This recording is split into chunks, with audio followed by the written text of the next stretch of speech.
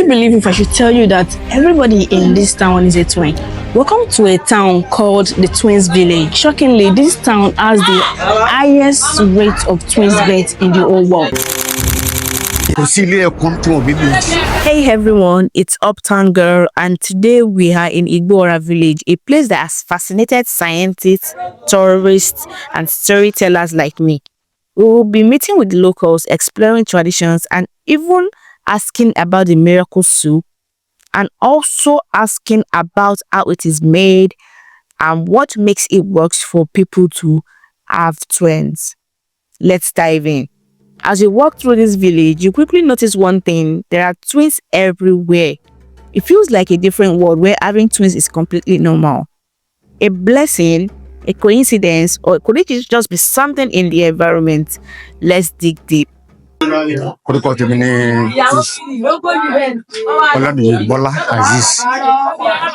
Ọ̀kan náà olóyè Igbora. Ìlú Igbora jẹ́ ìlú ìbejì. Tó fi jẹ́ pé ní Igbora yìí kò sí ilé kan tí wọ́n bí ìbejì. Kò sí ilé ẹ̀kọ́ tí wọ́n bí ìbejì. Twins jẹ́ nǹkan tó common dáadáa ní ìlú Igbora. One popular theory involves this soup, made with local herbs, ingredients that are unique to this region. It is said that eating this regularly could increase the chances of having twins. It's delicious, but will it work? That's something science has to confirm. So, what is the real reason behind the high number of twins in this village? Is it science, traditions, or something we can't fully explain? Maybe it's all of the above, but one thing is clear: the people here celebrate their uniqueness, and it's inspiring to witness. Láti ilẹ̀ bí àwa ṣe bá ní gbàtàdá yìí, nǹkan tá a rò pé kọ̀ sí ẹ ni pé Ilasa tí a máa ń jẹ ní bí nǹkan tó kọ̀ sí ẹni. Ọbẹ̀ yíyọ̀, ọbẹ̀ tó máa fi ń jẹ àmàlà, òun ló máa ń kọ̀ sí ẹ much. Àwọn kan tó sọ pé láfún ni bọ̀ tí láfún yẹn ò rí bí òun ṣe Ilasa. Láfún yẹn ni òkèlè tó máa fi ń jẹ ọbẹ̀. Ó ní okùnfà tí máa ń fà á.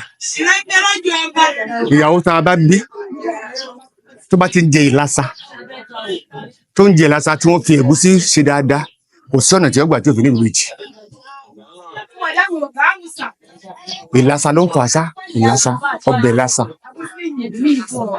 Ewé ilá, okra soup. Ewé ẹ̀ gangan, òun ló máa ń òun. Chicken ti wà láti tipẹ́tipẹ́ ni. Tipẹ́tipẹ́ ni. Ó ti wá tipẹ́tipẹ́. Ó ti bẹ̀rẹ̀ pẹ̀pẹ̀ kó wọ́n tó wá ṣe research. Káwọn yẹn ti wá sọ pé kò sí ìlú tí ìbejì pọ̀ jù tó di Igbora lọ ní gbogbo àgbáyé. On the whole world.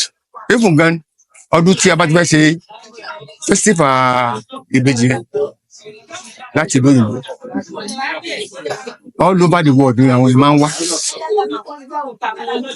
Bí àwọn ṣe ń bí ìbejì níbi ṣe ò kí wọ́n affect bí ibi ṣe ń dàgbà sí àbí ṣé àwọn èèyàn báwọn ṣe ń bí ìbejì ṣé àwọn èèyàn ní owó láti fi tọ́jú wọn. Kò ní infection.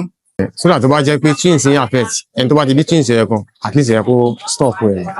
Mi ò rí pé twins yẹn ní infect kankan. Ìyẹn gangan máa ń produce àtijọ́ àtimọ́ fún àwọn tó wá bá gbé wọn. Bẹ́ẹ̀ wọ́n máa ń bless wọn. Torí pé ọmọ owó gangan làwọn. Ẹni tí wọ́n bá fẹ́ yàgbẹ́ wọn á rí pé wọ́n tọ́jú ẹ̀. Ọ̀nà tí wọ́n á gbà tí àwọn òbí máa tọ́jú wọn, ọ̀nà àpòsí ni ó máa wá.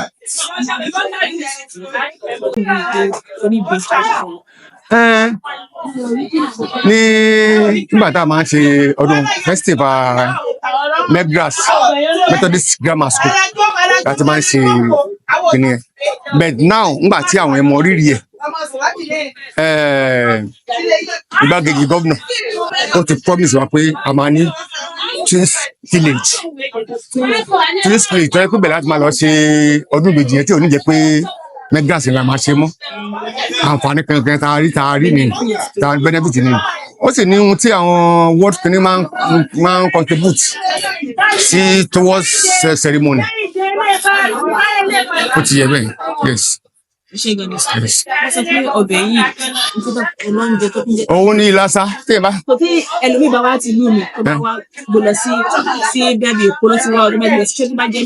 Kò lè jẹ Ilasa yẹn tó kó wá síbí ó ní láti máa jẹ Ilasa yẹn oven and oven ní gbogbo ìgbà tí ò ní ṣe pé bóyá ó ń ṣe bákan bákan. Nípa pé ṣé agboolé kan wà tí wọ́n ti ń bí ìbejì yẹn kò sí agboolé tí kò ń bí ìbejì níbí so that tí ẹnìkan ò bá bí nínú agboolé yẹn ẹlòmíì máa bí ó lè jẹ́ ọmọ ló máa bí tí mọ́mì tí ẹ ò bá bí mọ́mì pípínà tó lè jẹ́ agboolé tí wọ́n ti ń bí ìbejì ni wọ́n ti lọ fẹ́ ìyàwó opportunity ìyàwó tí wọ́n fẹ́ wọnú tọ̀dọ̀ wọn yẹn ló máa bí fún wọn láti gbẹ̀ ó máa ràn mọ́ family wọn tí kí àwọn náà máa bí ìbejì yẹn so that for example irú mọ́mísí tèmi ń sìn màmá tó gbé mọ́mì mi ìbejì bíi 4 or 5 ni wọ́n bí. Eléyìí What Twins Festival Igbora 2020 this is 2024.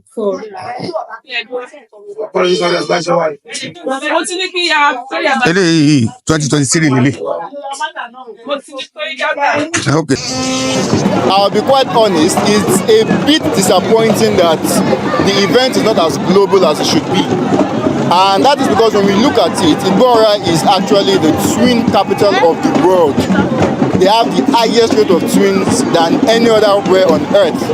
So I would expect it to have more publicity, more, publicity and tourist attraction than we have. So also kọ àwọn méjì tí mi rí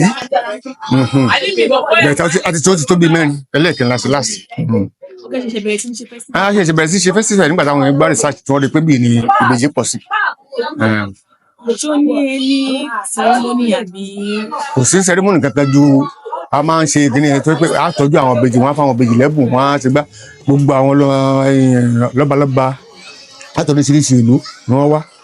So ọba wa Olúọ̀fin Igbora Alhaji Dimo Títílóye Ọlájídé Àyìnlá ẹlẹ́ẹ̀karùn-ún so òun ni olórí gbogbo àwọn kábíyèsí ní Bàbá Central ní. Inú wọn máa ń ọdún tó dùn gidi ni o everybody gbogbo a máa ń yọ̀ ni àtàrà òde àtàrà alẹ́ a máa ń yọ̀ ni. Thank you for joining me on this journey to the Twins town. If you enjoyed this video, make sure you like, share, and subscribe for more fascinating stories around the world.